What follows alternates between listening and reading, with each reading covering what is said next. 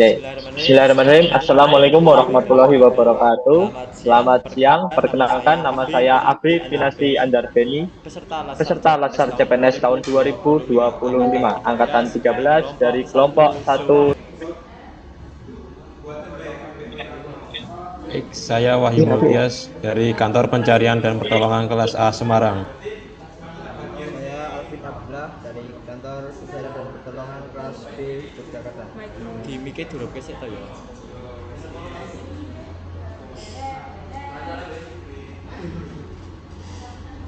Lama. Perkenalkan, nama saya Alvin Abdullah dari Kantor Pencarian dan Pertolongan kelas B Yogyakarta. Perkenalkan, nama saya Amin Firmansyah Putra dari Kantor Pencarian dan Pertolongan Yogyakarta kelas B.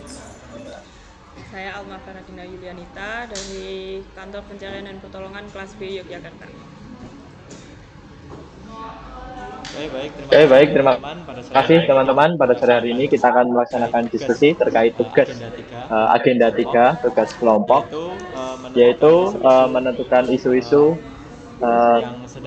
yang sedang hangat ataupun yang sudah terjadi dan mungkin terjadi di negara kita secara nasional.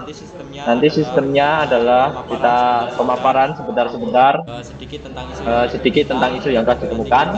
Nanti kita diskusi bersama tentang isu-isu yang telah dipaparkan. Nanti kita pilih satu untuk kita angkat menjadi tugas. Mungkin bisa langsung saja pemaparan dari Mas Wahyu, silahkan. Ya, izin, saya memilih isu dari menurut pakar nilai ASN, nakal jadi sumber gaduh efisiensi anggaran. Seperti yang sudah saya share di grup,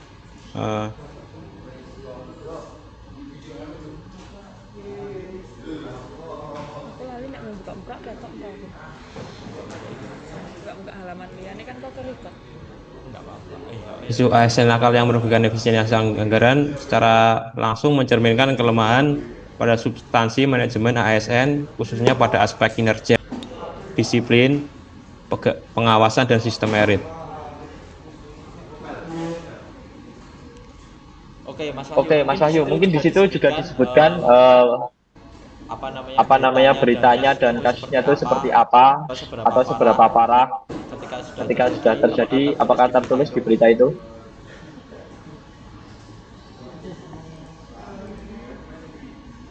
Kalau menurut berita yang saya dapatkan itu,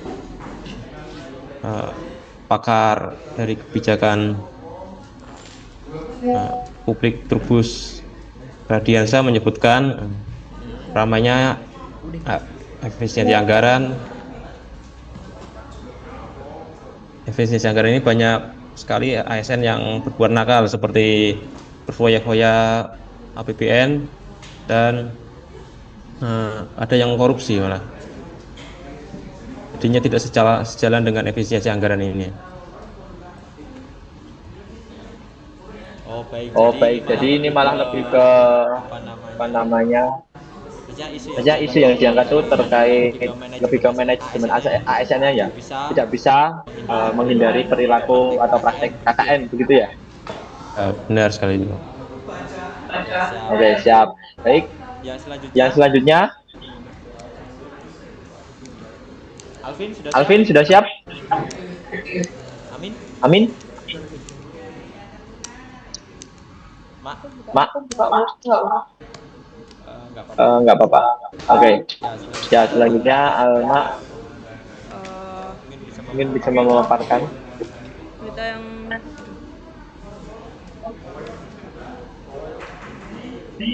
dari saya mengangkat berita tentang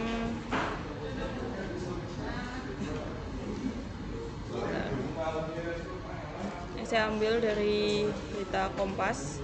2 ASN yang tersangka korupsi makan dan minum pasien RSUD Rejang Lembong merugikan Rp800. Isu-isunya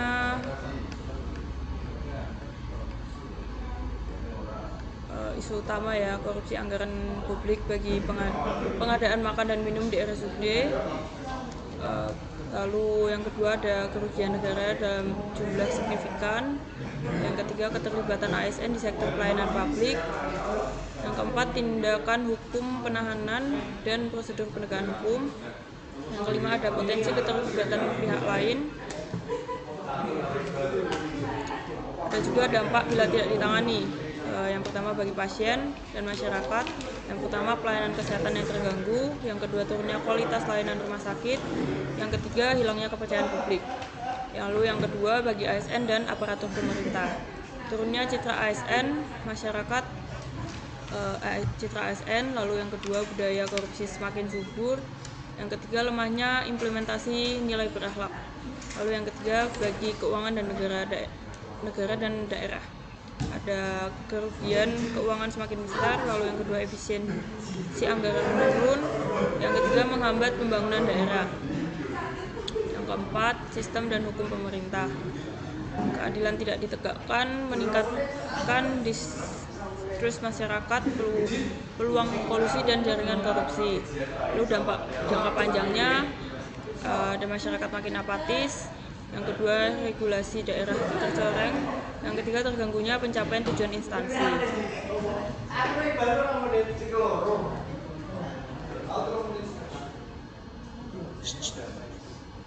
Sudah sekian dari saya.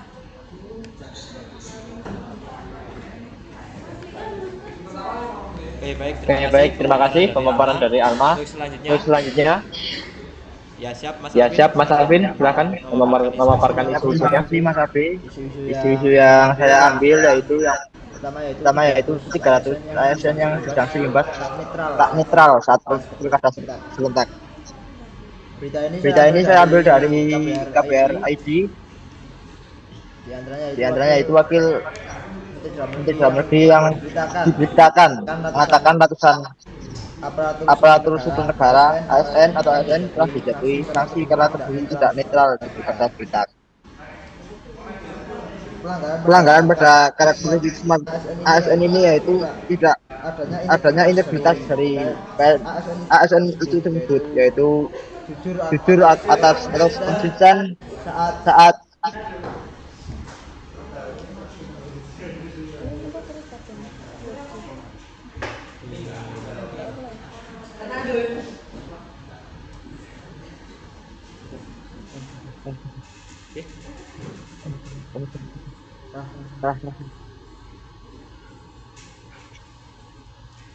Gimana Mas Alvin? Apakah ada kendala?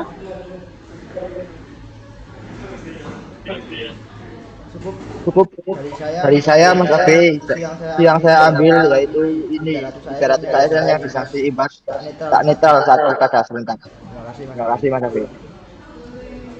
Oke, baik. Terima kasih Mas Alvin atas pemaparannya. Yang selanjutnya Pak Amin. Oke, langsung di on mic saja Pak Amin. Siap, izin. Terima kasih waktunya untuk Mas Abe yang diberikan pada saya. Izin saya memaparkan isu yang saya dapat dari Detik Ombudsman tentang buruknya sikap ASN terhadap pelayanan dan yang tidak netralitas, yaitu judul buruknya pelayanan publik warga Rambatu Kabupaten Ambon tentang pelayanan publik. Isu yang saya ditimbulkan warga keluhkan kesulitan mengurus administrasi kependudukan Dinas Kependudukan dan Catatan Sipil atau Dukcapil yang terkesan lama, sedangkan transportasi ke desa Rambatu tidak selalu lancar. Bahkan biaya transportasi sangat mahal dengan kisaran 75.000 hingga 100.000. Dampak yang ditimbulkan: 1. Terlambatnya akses terhadap pelayanan publik. 2. Beban ekonomi yang meningkat. 3. Ketimpaan layanan dan ketidakadilan sosial. 4. Potensi administrasi yang tidak akurat. Solusi yang yang bisa dipertimbangkan yaitu layanan keliling Dukcapil ke desa-desa terpencil secara rutin, digitalisasi layanan agar beberapa proses bisa dilakukan secara online, dan subsidi transportasi atau biaya administrasi bagi warga yang kurang mampu. Mungkin cukup Mas Abi paparan dari saya. Baik, Baik, terima kasih kepada Pak Amin yang telah memaparkan isu-isunya. isu-isunya. Mungkin dari teman-teman yang lain ada yang ingin menanggapi dulu terkait isu-isu dari Pak Amin atau dari Alvin dan Alma.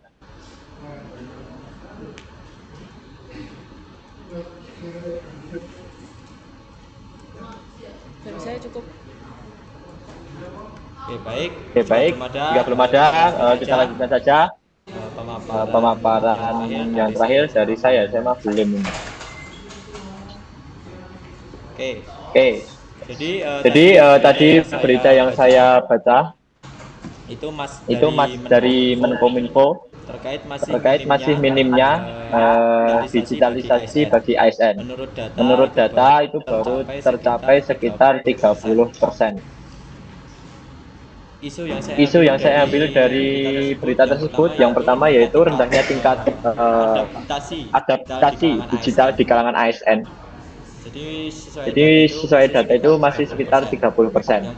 Yang kedua, mindset atau jalan pikir pegawainya sendiri terkait digitalisasi itu belum terbentuk secara menyeluruh. Menkominfo bahkan menyebutkan bahwa ASN bahkan belum melek digital sepenuhnya.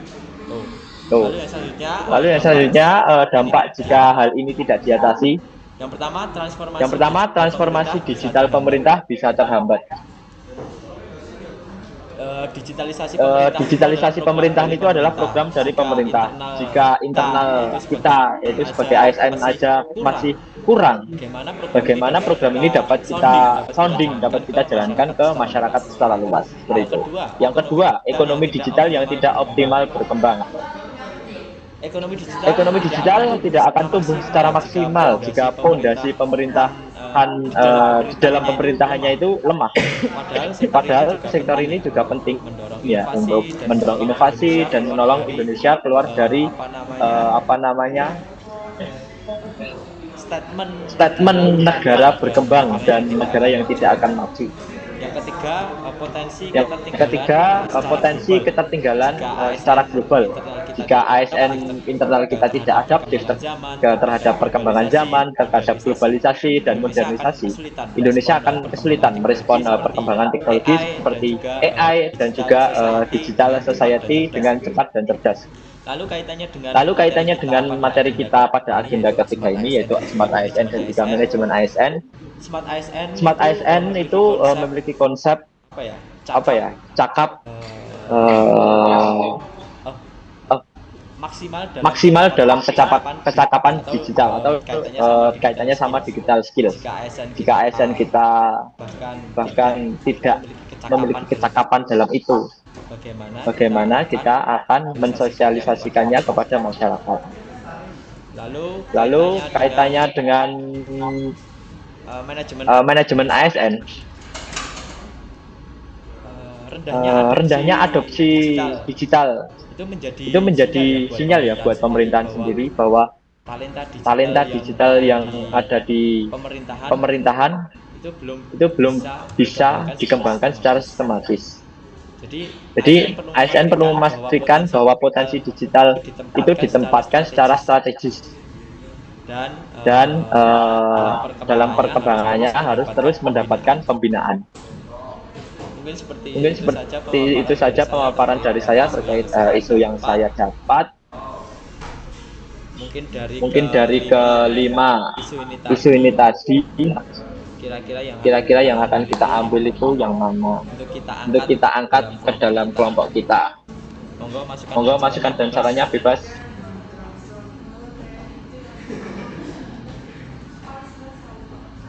Apa tadi? Ngomong sak-sak iku diupload lho iki kok.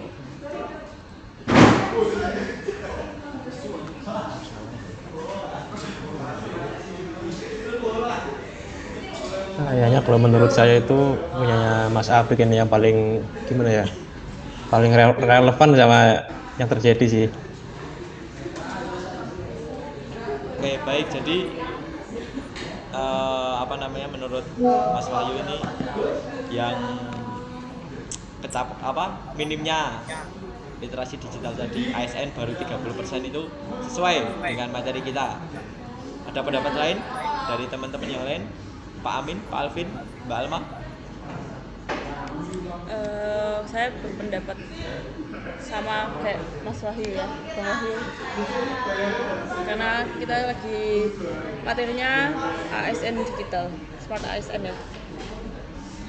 Oke, baik, terima kasih Mbak Alma. Pak Amin dan Pak Alvin, gimana tanggapannya? Izin menanggapi, kalau menurut saya lebih kompleks yang KB yang menyangkut tentang etika dan ber-ASN. Ini cukup. Ya, bagaimana? Ya, bagaimana dengan Mas Alvin tanggapannya? Saya sangat setuju dengan ide yang diberikan oleh Mas Abi karena sangat relevan dengan materi-materi yang telah disampaikan tadi siang. Terima kasih. Oke, baik. Terima kasih. Jadi telah kita sepakati ya bahwa yang isu yang akan kita ambil adalah terkait masih minimnya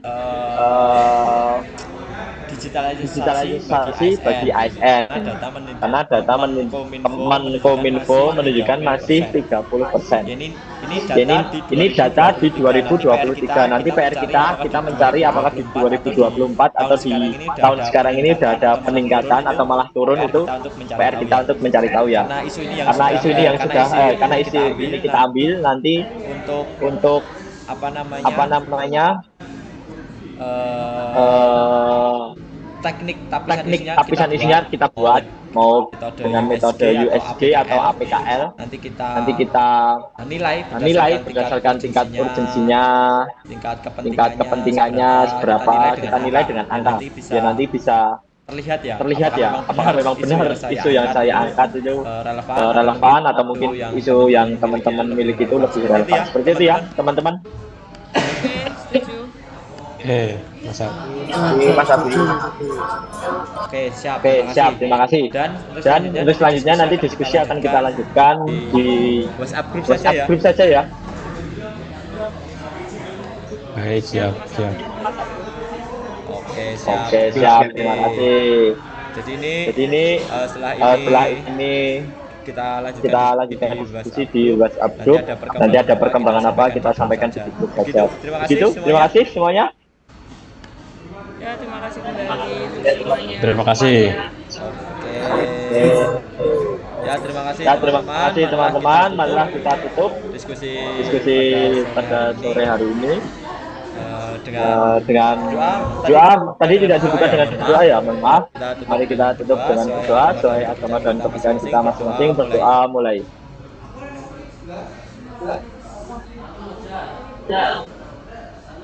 Selesai.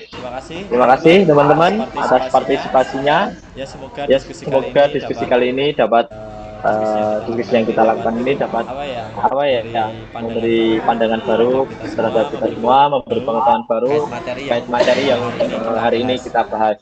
Sekian dan terima kasih. Wassalamualaikum warahmatullahi wabarakatuh. Terima kasih Bang Wahyu, terima kasih Alma, Alvin dan Pak Amin.